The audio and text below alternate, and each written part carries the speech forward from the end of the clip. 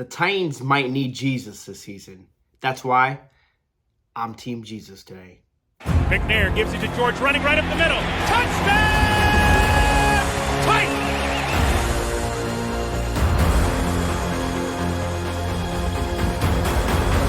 There are no flags on the field! It's a miracle! Safety, now you're one-on-one with it. Shows why he's the man! In trouble. Sack!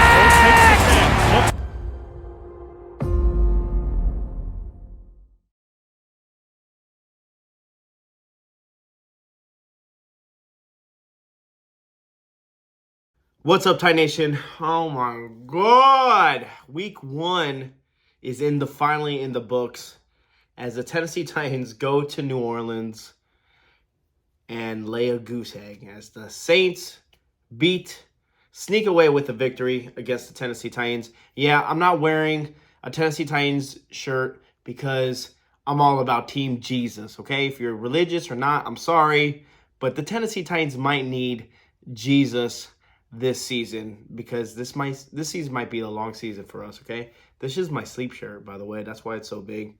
Before anything, man,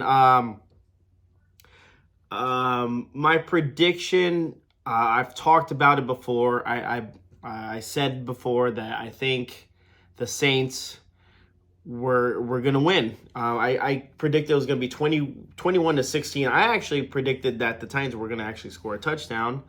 Unfortunately, that didn't happen. My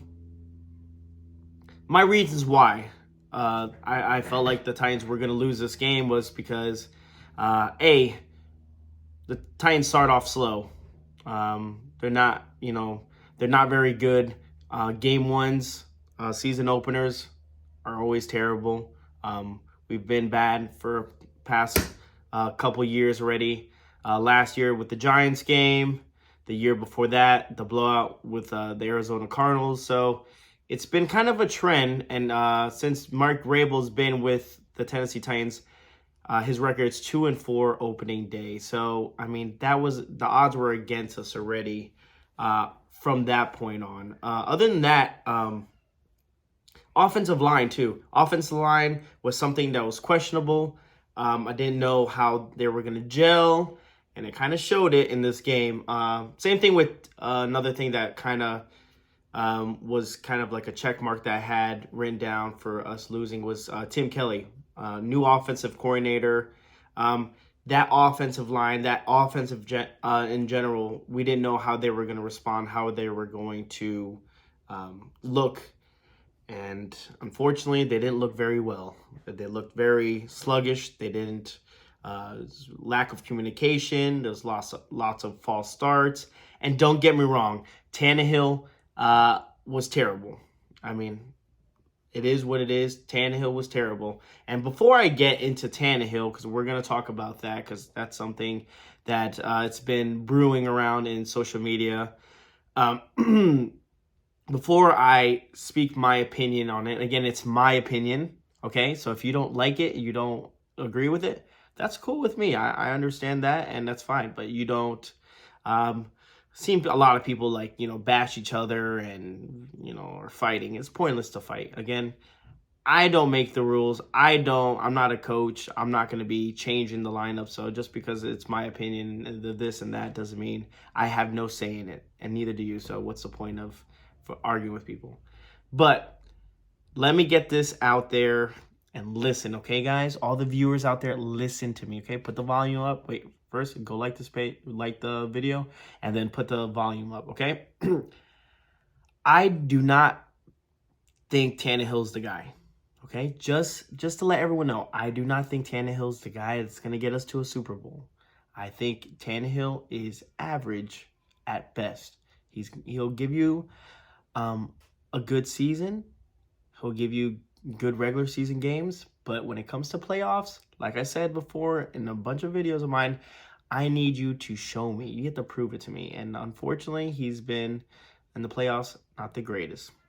That being said, Tannehill has been solid for the Tennessee Titans.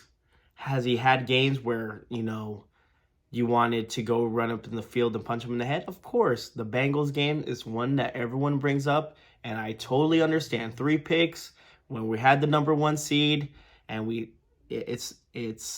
that's that. Again, I was at that game, and that game's gonna haunt me for a very long time, okay? But to say that Tannehill is not the best option for the Tennessee Titans right now, okay? Remember, that's what I think, okay? When you look at what our QB situation, Tannehill is the best option for now, as of right now, okay? Doesn't mean that down the line that he might not be, that he, they might pull him, which I would understand. And here's my explanation on that, okay? Again, it's week 1. He did play terrible. Again, he was throwing double coverage. You can't defend that. I can't defend Tannehill saying, bro, why are you throwing into double coverage? But he seemed shaky, lacked confidence. Now, it could be a bunch of things. It could have been the offensive line, which were playing terrible. Maybe he didn't trust his offensive line. Maybe, again, not playing in the preseason. A lot of people are talking about the preseason games, and, why don't you, let the starters look what happens when, the starters don't get the preseason action. Look what happens. They're sloppy. They're undisciplined, which is true. They had a bunch of false starts. But, again, Tannehill, you can't overthrow some passes. You can't do that. When it came to Chig, that flea flicker, he was open. That's a touchdown. You can't.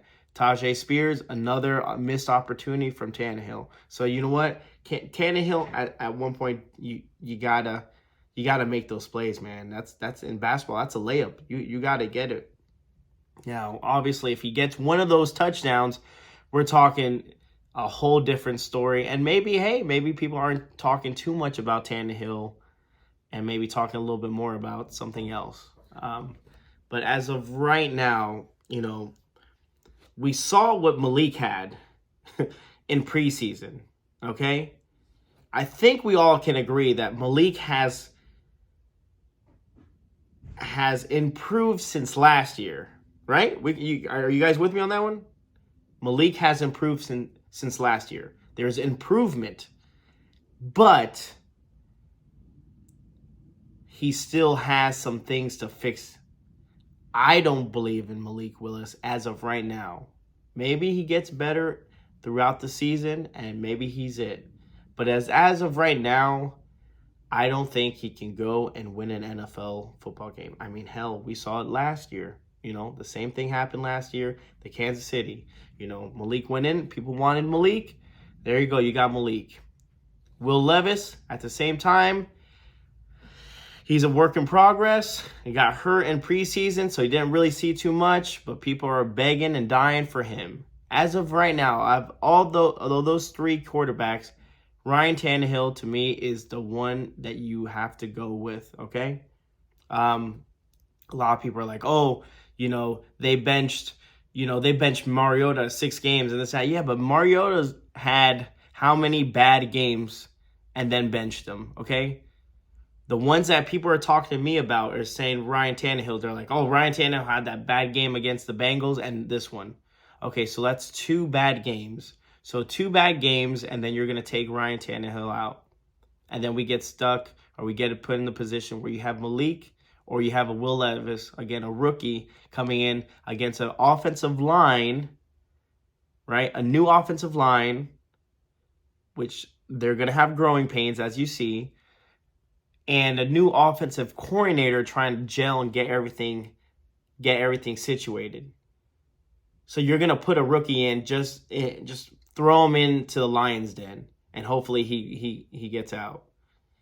It just doesn't seem like a smart decision. Again, people are saying, well, we paid so much for Ryan Tannehill, this and that. Well, if that's the case, then leave Ryan Tannehill there. Let him get his money.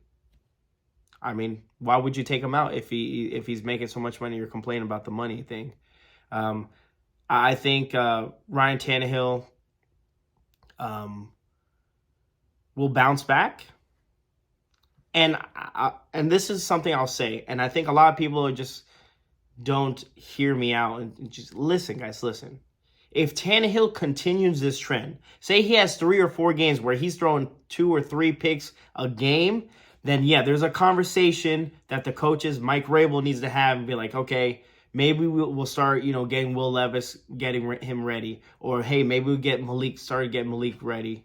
Because it seems like this is close to the end. But just to pull out the plug out of him for one game and then flip out saying like it seemed like he was terrible the 4 years we had Ryan Tannehill is kind of absurd. That's the thing that I don't get. Like, what? Like, relax. Like, I understand you're frustrated. I understand he played a crappy game. And, you can blame it on him.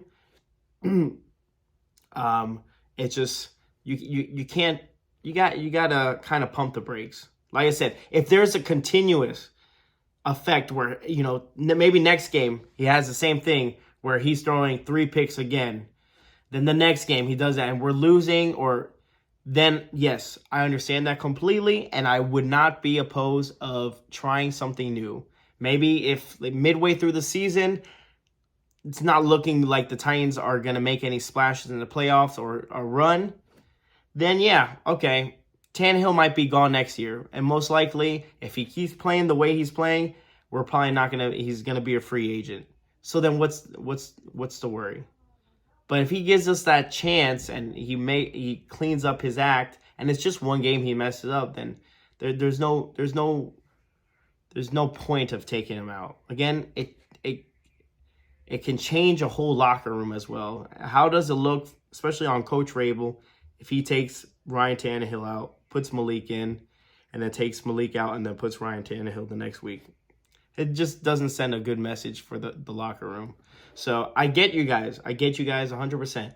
Again, I'm not a fan of Tannehill. I'm not. But I think you got to give him some slack. Yeah, he had a really bad game, and I agree with you 100%. He needs to make those throws. But if he has more than 2 or 3 of this same exact game, which rarely he has, okay? Because again, give me a bad Ryan Tannehill game other than the Bengals. There might be maybe 1 or 2 more after that. But these are the 2 most iconic ones right now. As yesterday was a really, really bad, like I said, a really bad Ryan Tannehill game. And then the Bengals won, obviously, in the playoffs. Other than that, he's been a stud for us. He's been solid. And everyone's on board with him when they're winning games.